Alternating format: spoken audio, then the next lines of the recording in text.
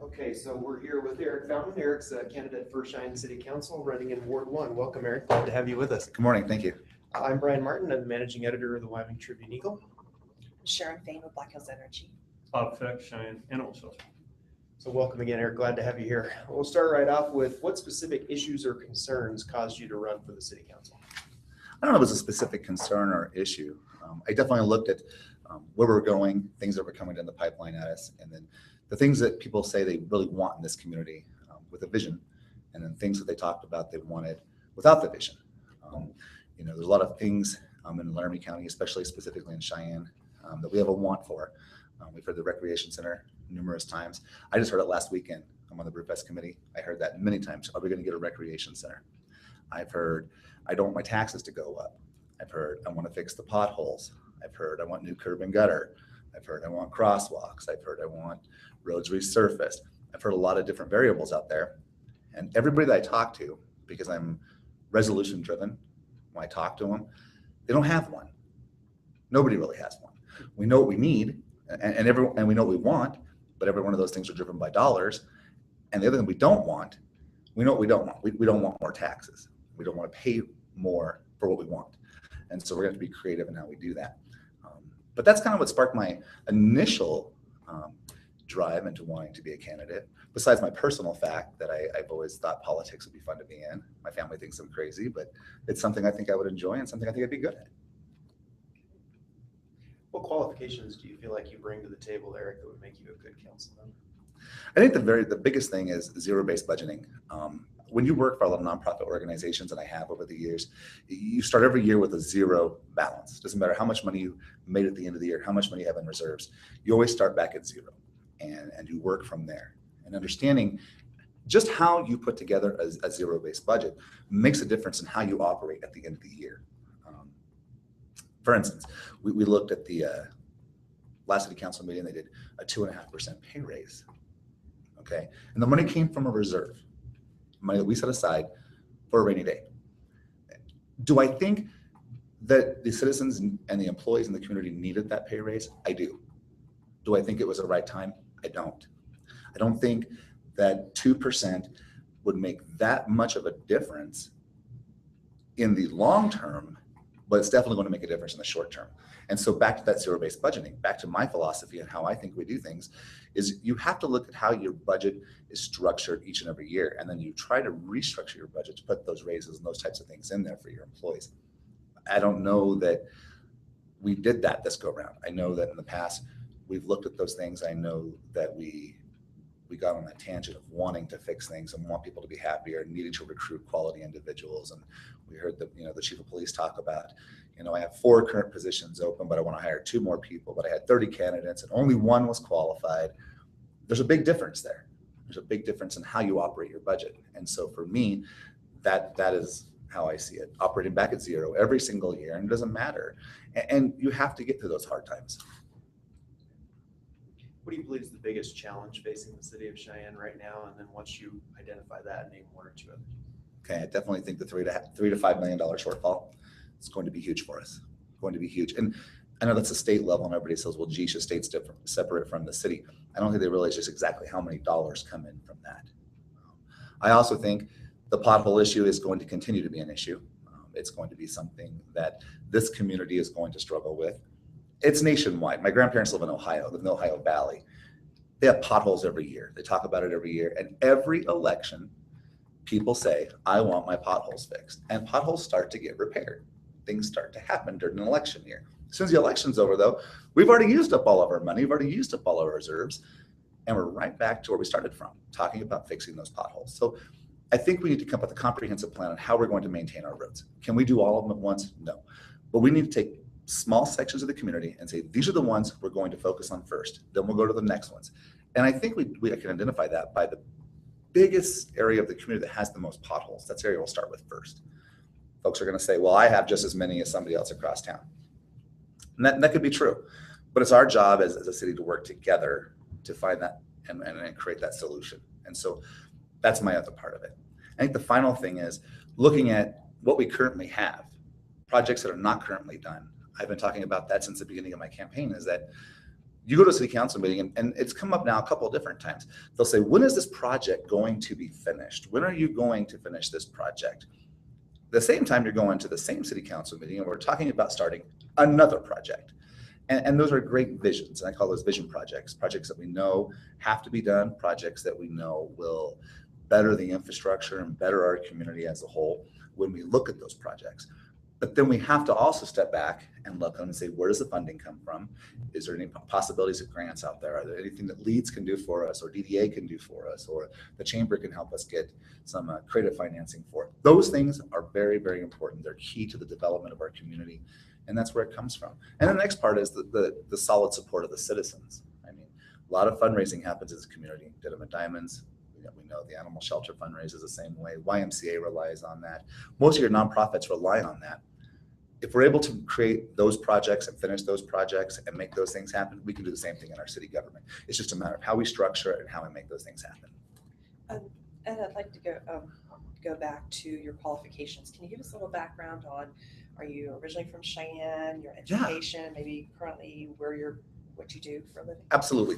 So I moved to Cheyenne in 1981. My mother was from 29 Palms, California. My dad was from Valdosta, Georgia. So very different socioeconomics. Georgia's very oppressed. And my mom comes from a moderate to upper class family. So you have some very differences there. And I learned that from the very beginning. We moved to Cheyenne in 1981. I attended Cole Elementary. I attended Johnson Junior High, and I attended East High School. I've worked in the education system for over 13 years as a paraprofessional, a sports coach. I coached basketball, volleyball, track.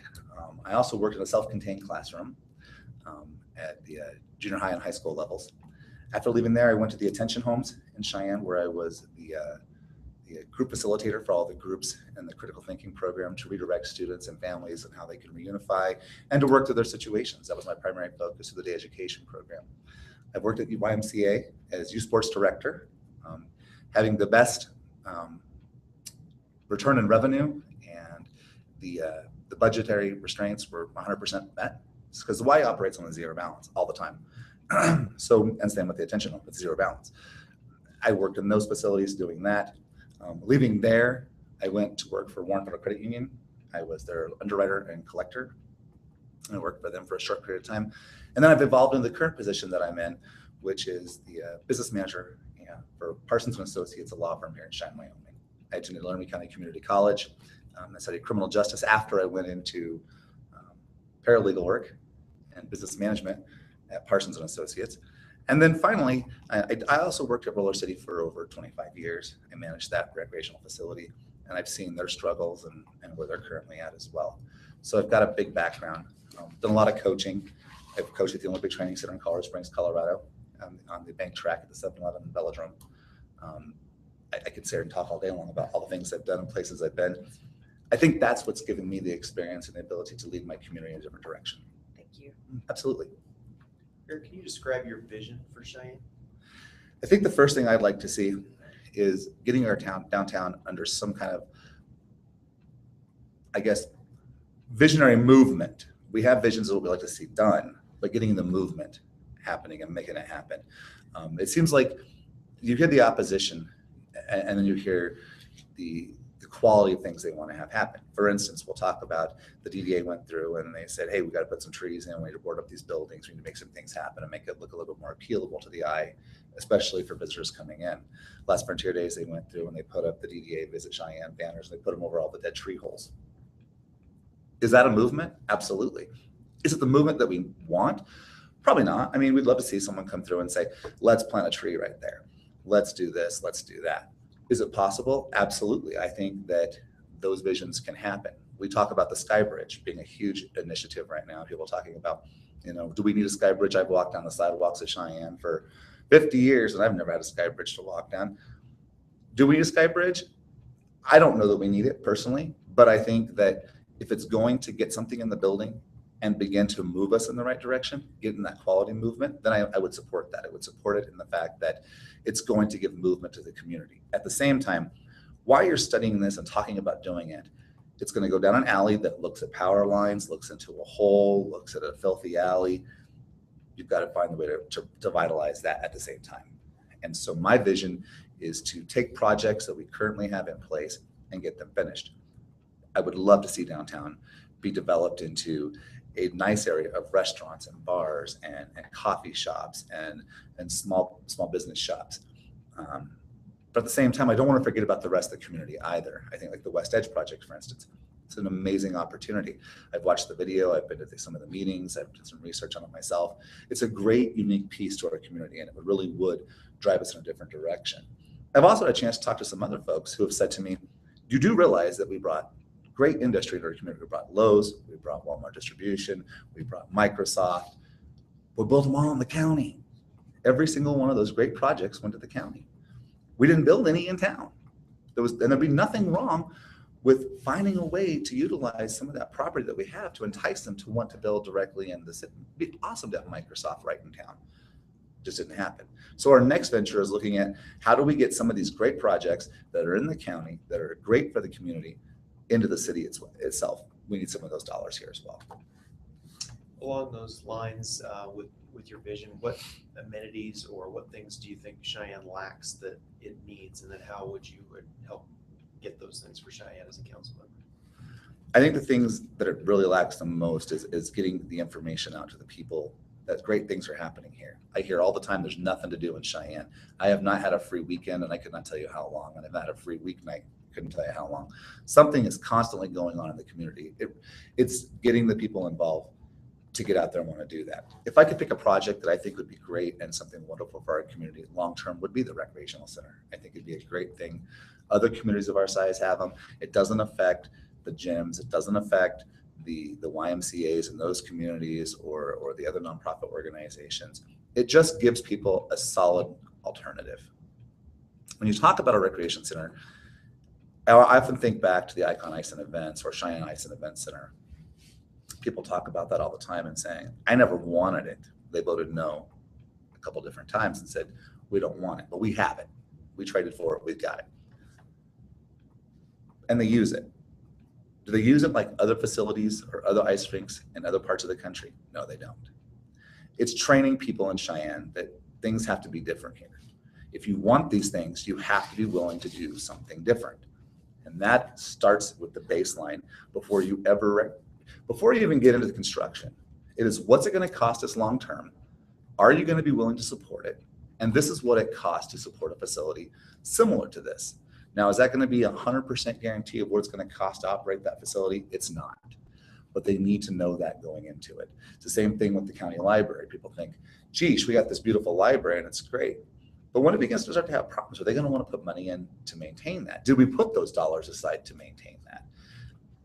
I don't know. And I hear that it's going to be a problem later on the road, because when you talk about having these types of facilities and having these types of things, there also comes a long-term financial investment. Cheyenne doesn't look at those very well, and they don't plan for those very well. And that's how we end up where we end up. But I think a recreation center would be a great place to start. So you bring up an interesting point. I do think at some point the library is going to need public funds for ongoing operations. Ice and Events Center uses public funds. Mm-hmm. I think the prediction was that the rec center would use public funds for ongoing operations. Do you support that? I do, 100%. I think those create the quality of life opportunities the city of Cheyenne needs. Every community needs a library. Every community needs to have quality opportunities for their residents. We had the first public library, the Carnegie Library, and we tore it down. We let it fall apart, and we didn't maintain it. If you go back to the natural roots of this community, they had an opera house. There's been some great things that have happened in this community, and we've just kind of let it deteriorate. And now we're at a point where we have no money to really do these great things with. We're a little bit cautious because we know that the shortfall is going to affect our citizens. I'll say it and I'll say it again. The most important thing to me in our community is making sure that our citizens are employed. Our citizens can have a quality of life while they're employed, and that we take care of the citizens that we currently have. That meaning the public sector and the private sector, everybody working together to make this work in our community. All the great things outside of it, talking about the potholes, talking about the library, talking about event centers and recreational centers and sky bridges, and all the things that we want to make a great community. I do not want to ever take dollars from employees to put into projects, because we will feel that. Doesn't matter how much money they're making. If we can't pay them, those projects mean nothing. Eric, how do you feel about the use of taxpayer money for amenities like the Children's Museum, since we're talking about all the other projects? Again, I think the Children's Museum is a great concept. Do I like the location? No, I don't agree with that. It was something for the whole. I think it filled the issue of the blight that we continue to talk about. But I don't know that I would support the Children's Museum going right where it's going.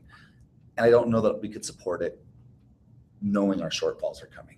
Do I think it's a great thing for our community? Again, it feels like you're talking out both sides of your mouth, because you want to say these projects are what creates the quality of life.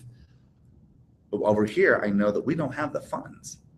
It's just like a house. You buy a house, you don't go out and totally remodel that house just because you bought it. If you don't have the funds, you have to wait. You may do one project at a time, and it may take time to get that home to where you want it to be. I look at the city much like that. We have a home with a foundation. It's an older home. It's going to need some renovation. It's going to take some time. The Children's Museum, it comes up over and over. People talk about what a great asset it'll be to the community, and it will be. But again, projects like the Cheyenne Animal Shelter, projects like the YMCA, project like Boys and Girls Club, all of those projects have been completed and continue to be complete and fundraise every single year to continue to be the best that they can be in our community.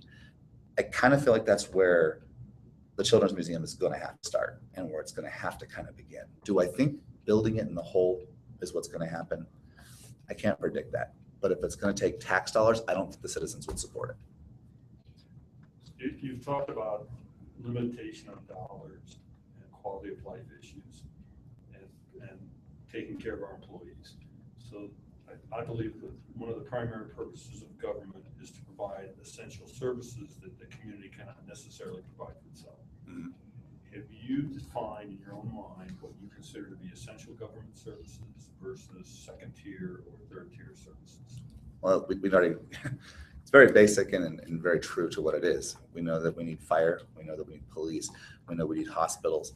And we know that we need water and sewer. And we know that we need electricity. Those things they're dire straits. I mean, without those things, you don't have a community. Without those things, you don't have the structure to make things happen. Each one of those little areas have tentacles that come off of them that are greatly important to the development in the community. But those, in my opinion, those are the core. That's the very first part of what we do. The next part is we look at the parks and recreations. We look at the public works division, keeping the trash moving, keeping the sidewalks clean, keeping the streets in good repair. It funnels all the way down. But those are the areas I think are the most important, if that answers your question, Bob.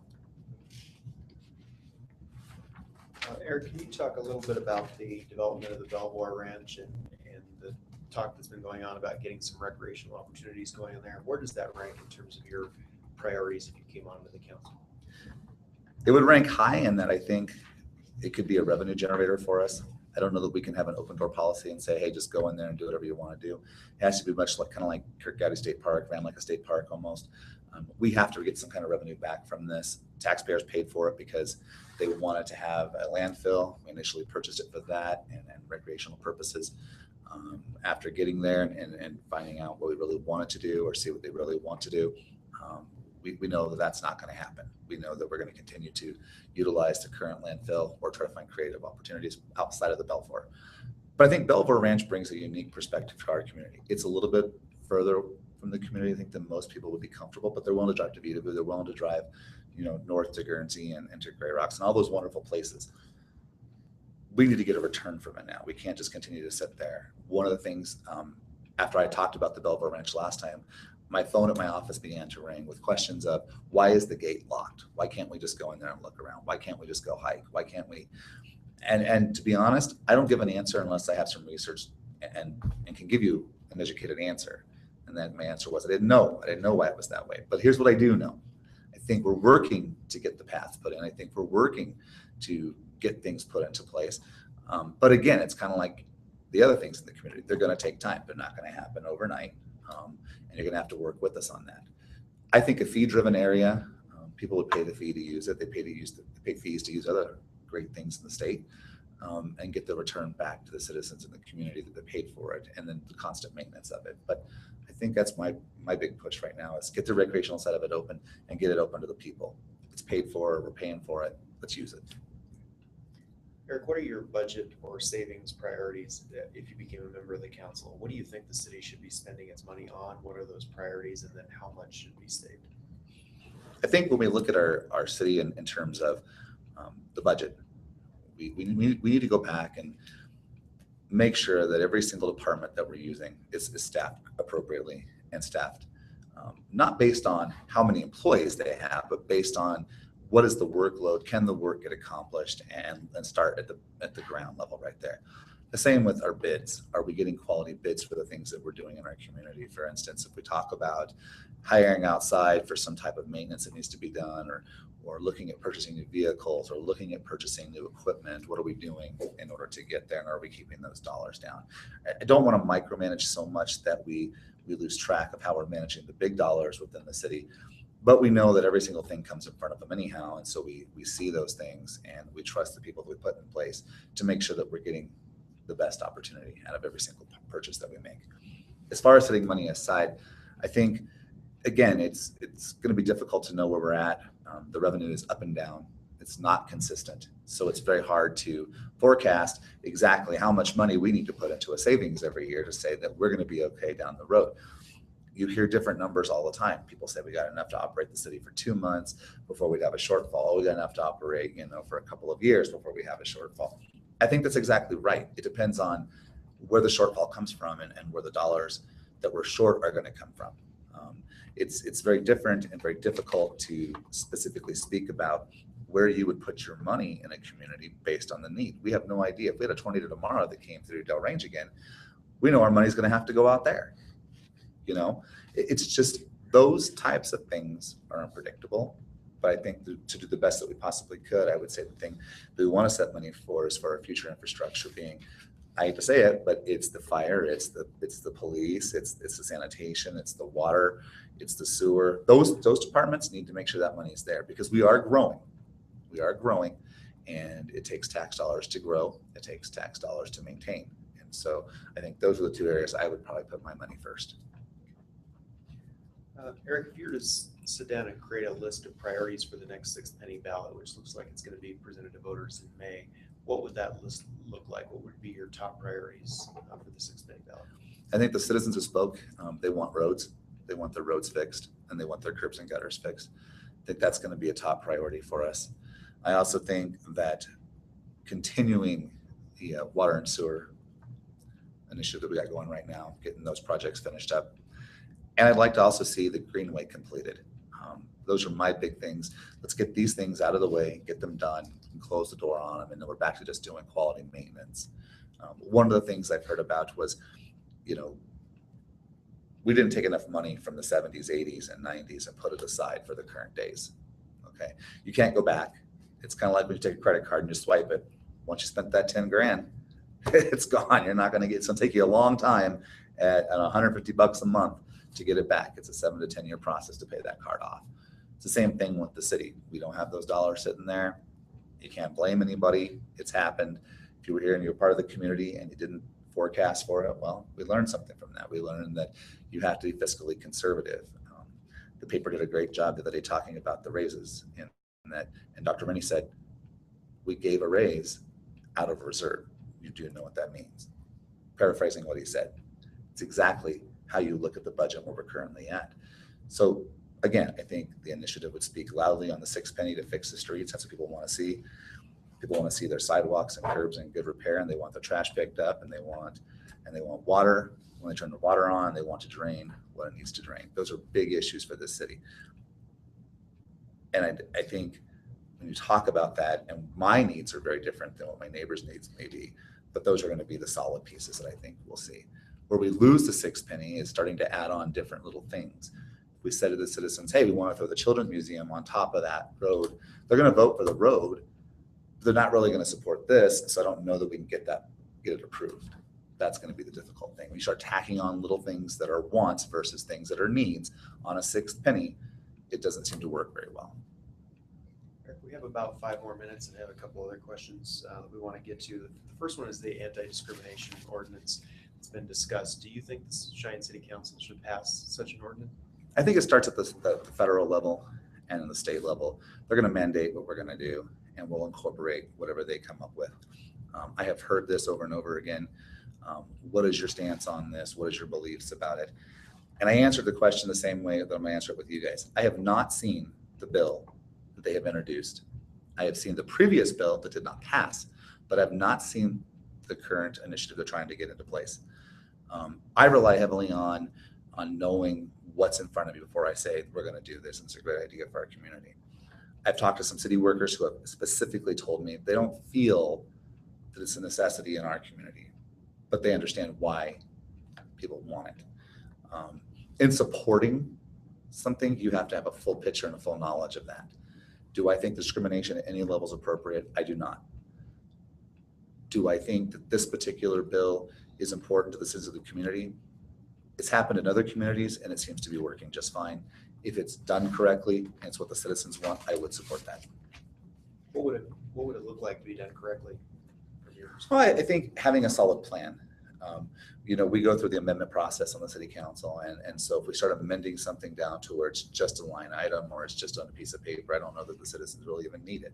I want it to be something that's going to have an impact. If we're going to take the time out of the council to make a decision and refer it to the committee and go back with a solution and have the citizens come down in the community and talk about it, I don't want to give them a watered down piece of paper.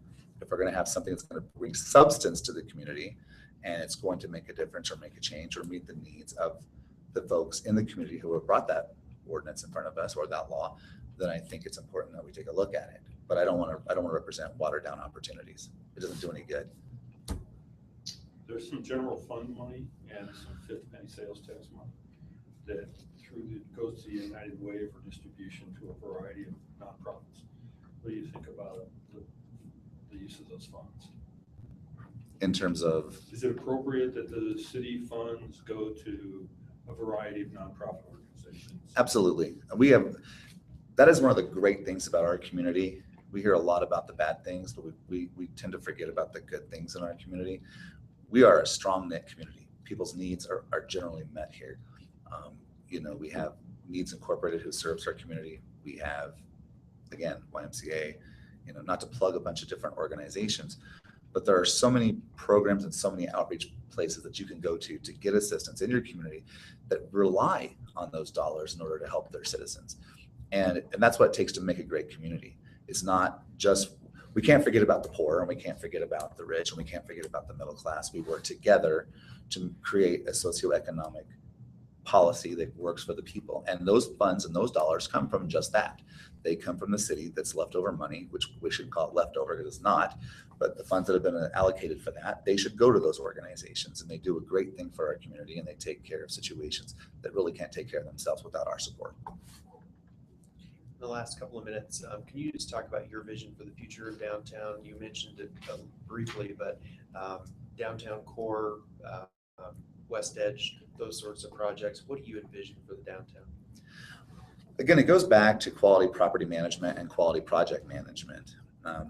I could sit here today and tell you that I would love to see, I could roll in on my wagon, I say it all the time, like a medicine doctor, and say, I got this bag of goods, I'm going to sell you this wonderful opportunity because this is what we can do in our community. And it takes dollars to do that. But ideally, it'd be wonderful to see, nice trees, outside seating, wonderful restaurants, great little gift shops. It'd be wonderful to see, roll out canopies and the welcoming feel that you get when you go to some of the other surrounding communities in our area. It's very difficult to compare Fort Collins to Cheyenne, Wyoming.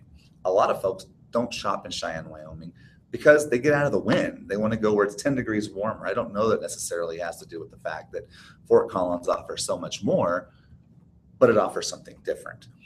They've gone to great lengths to put in wonderful restaurants and to make sure the city people that own those properties are maintaining them and keeping them business and keeping them viable.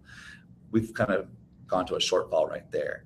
We've allowed some of the property owners that don't live here to let these buildings fall into disrepair. And then we sit back and say, well, do we tear them down or do we board them up for them? Or what do we do for these people to take care of their problem?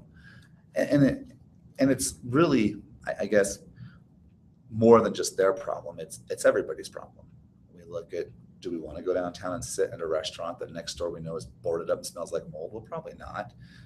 Do we want to go somewhere that it doesn't offer trees in front of the establishment, and it's hot and it's windy, we want to sit out there? Probably not. You know, geez, would we rather, I don't know anybody who drives from Cheyenne to Fort Collins to get Starbucks. Let's just be honest, okay? Starbucks gives a lot of money back to the community. I don't know anybody who drives from Cheyenne to go to TJ Maxx in Fort Collins because they think it's so much better. But I do know a lot of people who say it's just nice to go and eat. It's nice to go to some of those private owned stores and shops. It's a different feel. You know, the ice cream shops, it's just a different kind of culture that steps outside of that box. I have heard people that have small children say, I go to Fort Collins all the time so my kids can play in the splash park and we can sit there and eat lunch, and it turns out to be a great day. And I've done that recently. I've taken every other Sunday and I've said, I take my family. I have a family of 10, it ranges from 65 to 2 years old. And I said, let's go to Fort Collins and just see what's going on. Most of the people I see from Cheyenne are not shopping. They're eating and they're playing in the water park. I hate to say it, but that's what's going on. Or they're going to a concert venue. I think Cheyenne has those opportunities, and we should look at that avenue and go down that road. We are seeing some of those things come to Cheyenne. I think the Fridays on the Plaza are amazing. I think Paramount's done a great job of incorporating some things and bringing some great things in. I think the Dunedin building looks amazing, and he's done a great job on that project. The Avant Dance Studio, that's a great project. The warehouse is a great project. You see that with quality project management and money, it can happen. Anything's possible. That just tells me that the people that currently own these buildings don't have any restrictions upon them. And we're not enforcing ordinances. And if we need to make them tougher, then we need to look at that. But we can no longer sit there and say to them, hey, yeah, you can own a building in Cheyenne. You don't have to do anything because we don't care, because we do. Eric, is there anything that we didn't cover in our conversation today that you'd like to mention? I think you guys covered a lot of great things. I was excited to be here. I don't have anything else unless you folks do. Thank you very much. Appreciate your time. Really appreciate it. Appreciate your time as well.